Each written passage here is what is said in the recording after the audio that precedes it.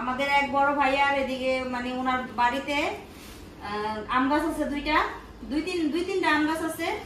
তো প্রতি বছর এরকম ভাইয়া আমাদের জন্য আম পাঠায়, আমি আমাদের বাড়ির সবার জন্য এরকম আম পাঠায়। আর ভাইয়াদের গাছের এই আমগুলো অনেক মিষ্টি আর একটু কাঁচা থাকতেই পাঠায়। এই যে এই আমের মানে যেই জাতটা, এই জাতগুলো অনেক ভালো, মানে এই আমগুলো অনেক ভালো।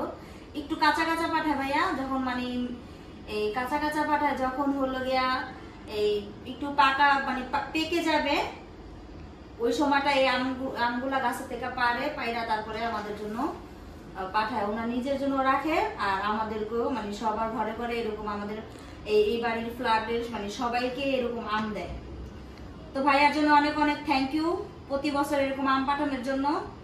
আর ভাইয়ার জন্য অনেক অনেক দোয়া। আর এই যেই গাছ থেকে আমগুলো পাঠাইছে ভাইয়া, মানে আম দোয়া করি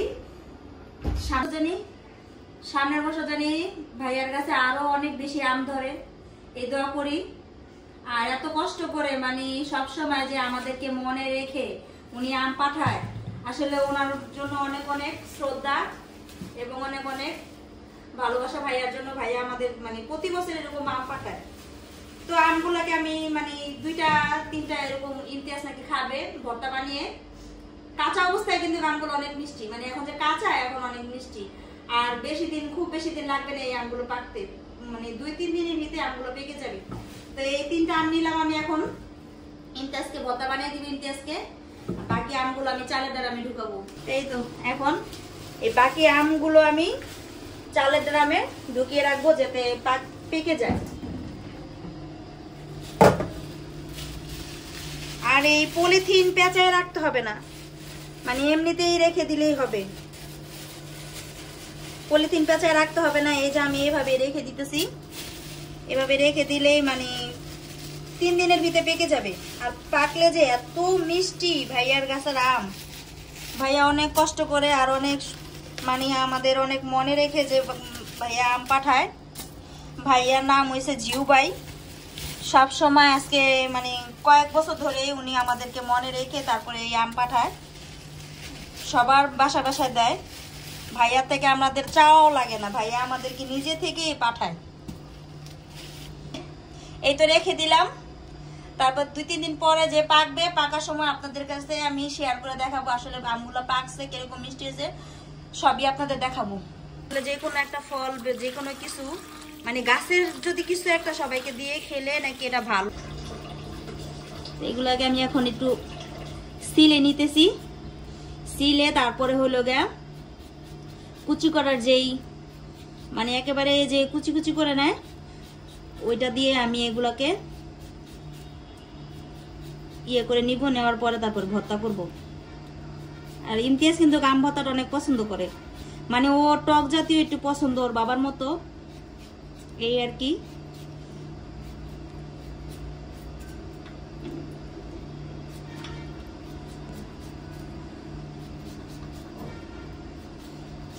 আমগুলো থেকে এত ঘেরান আসতেছে, মানে এক্ষুনি মনে হয় ভাইয়া বিকালের দিকে আমগুলো পারছে, পায়রা আমাদের সবাইকে দিছে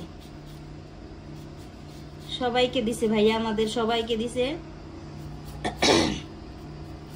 সবসময় যাই আর দেখি ভাইয়ার কাছে কতটুকু আম ধরছে, কেমন আম ধরছে দেখি, ভালোই। প্রতিটা বছর ভাইয়ার কাছে আসলে সবসময় মানে প্রতিটা বছর ওনার কাছে অনেক আম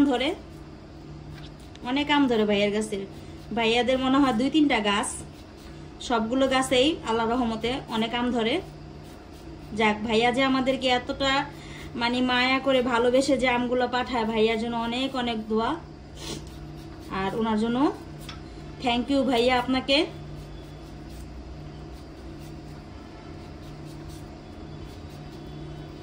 আসলে বড় ভাইরা এরকমই হয়।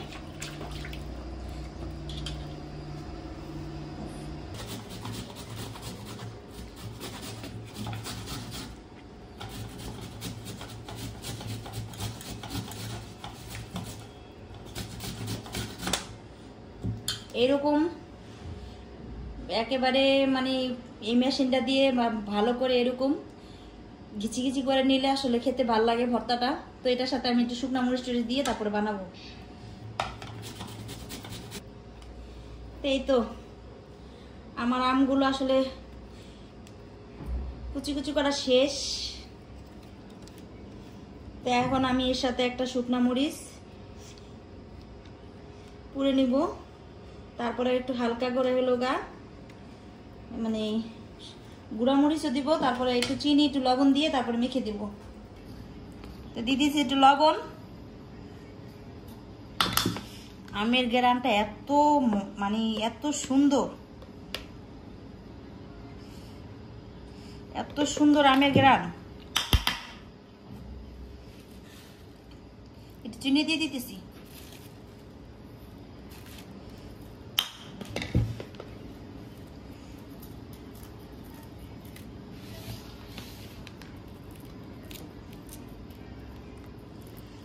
এর সাথে একটু ধনিয়া পাতা দিলে আরো মজা হইতো, কিন্তু ধনিয়া পাতা নাই ভাই, কিছু করার নাই। ভালো করে আম তো খাবো ভাই, আমের ভর্তা তো খাবো। এর ভিতরে এত সুন্দর গ্রান, মানে গাছের থেকে একবারে গাছের থেকে যে পেরে আনার পরে যে এত সুন্দর একটা গ্রান, সিলার পরে গ্রানটা মানে এমনিতেই গ্রান অনেক, তার ভিতরে সিলছি আরো গ্রান বের হইতেছে এর থেকে। দেখি হয়ে গেছে ভর্তা। শুরুতে আমি একটু খাই দেখি কেমন হয়েছে, সবকিছু ঠিক আছে কিনা। বিসমিল্লাহির রহমানির রহিম। আমি কেন টক খাইতে পারি না, আগে অনেক টক খাইতে পারি না, এখন খাইতে পারি না। মাশাআল্লাহ অনেক মজা হয়েছে, কিন্তু ইমতিয়াজ অনেক টক খায়। আসো ইমতিয়াজ আসো, খাও। তো এই যে ওরা খাইতেছে, ভামাত খাও, ইমরান খাও।